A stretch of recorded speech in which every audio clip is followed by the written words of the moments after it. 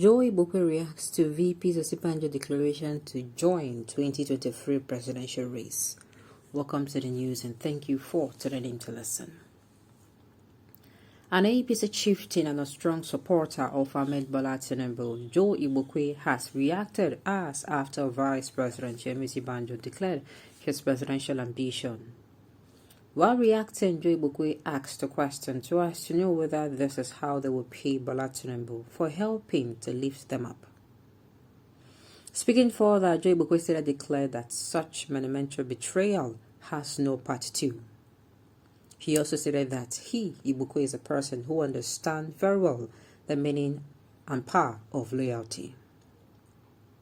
It should be recalled that Vice President Osinbajo on Monday declared its intention to contest the forthcoming presidential election in the year 2023. This particular move that was made by Osinbajo has caused several Tinubu supporters to criticize him, blaming him for trying to contest against Bola Ahmed Tinubu. Going with this particular move that was made by Osinbajo, I really don't think that anyone has any right to question his move because politics is more about personal interest and nothing more. But nevertheless, let's watch and see the person that will emerge as APC presidential candidate come 2023. What is your take on this particular issue? In my opinion, as I've always been saying, I don't see this as a betrayal. I want to believe that Tinubu did not fall as a governor from the sky. He was not born into this world with the title of governor. And I don't want to believe that he alone, there is no way you can even say nobody helped him. In my own opinion, people helped Tinubu and Tinubu helped people. And in fact, I've said it before, Tinubu is purely a networker and a businessman. He networks people. Everywhere he goes, he makes sure that he sows a seed of kindness. And the kindness is not for you to return it to another person. It's for you to return it back to him. Let's say, for instance, you need a big help in helping your daughter secure a job. And that place, that company you're looking at is really a very prestigious company. And then your daughter gets the job. And in return, your daughter climbs up by her work. Tinubu is the one that gave her the job there, but she, by the merit of her work, climbs to be one of the escorts of that particular company. And then comes Tinubu now telling you, please, I would really like your daughter to help so person again into this company. To me, it is business. It is really business. And that person comes in and also rises to the top executive. Will I now say, oh, Tinubu is setting up somebody against another? It does not make sense to me. That is just it. It does not really make sense to me. Tinubu has his own political... In fact, Tinubu made it known that he's coming to be the president of Nigeria. He's not coming to be the president of Nigeria, so he's going to help you. So he's going to help me. He said to be the president of Nigeria has been the lifelong ambition of his.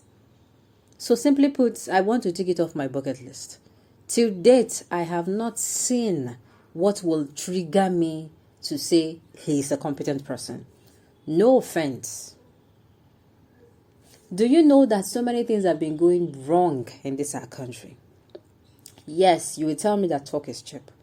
Many things, several. Are we to talk about the insecurity? Are we to talk about police brutality? Are we to talk about the army brutality? Are we to talk about the economy deteriorating, going progressively downwards and decaying? Are we going to talk about our educational sector? He's not coming out to say anything in these areas. Not even one. Haba. For someone who wants to be, who is a kingmaker. Yes, we are going to say, even those in the government, can't those who are even contest. Okay, let's even leave Tinubu aside. I'm even saying these people that are saying they want to come out to contest. They have not come out to say, this is the solution to the problem. That is the solution to the problem. Most of these people don't even, these wannabe presidents, they don't even know what to do. They think or they have it in the school of thought that when they go in there, the grace to be a good president will fall upon them. They think it is rice and beans. It's like just like eating. Not knowing it's hard work. I want to put it to you that none of these people have prepped, have, analyzed or think of a particular solution for one sector. I mean, let's look at competency. Let's stop this, this one is this and this is betrayal. And let's not even forget. Osinbajo declaring they have not given him, he has not won the primary. So what are you crying for? You have not yet injured yourself and you're already you are being overprotective. You are going to get an injury. You will. You will get that injury. This man just declared his intention. And please, I'm not in any way supporting Osinbajo. Sincerely, I'm not. But let's look at it from this angle. Everyone has the constitutional right to come out and contest, as far as I'm concerned. Everyone has the constitutional right to come and contest. Now it is left for we Nigerians to pick the competent ones. Please. I haven't heard that, in the APC that Buhari might pick a consensus candidate. And I'm like, who cares? It's the primaries, it's not the general election. So if they like, let them pick a consensus. If they like, let them do their primaries as usual. We don't care.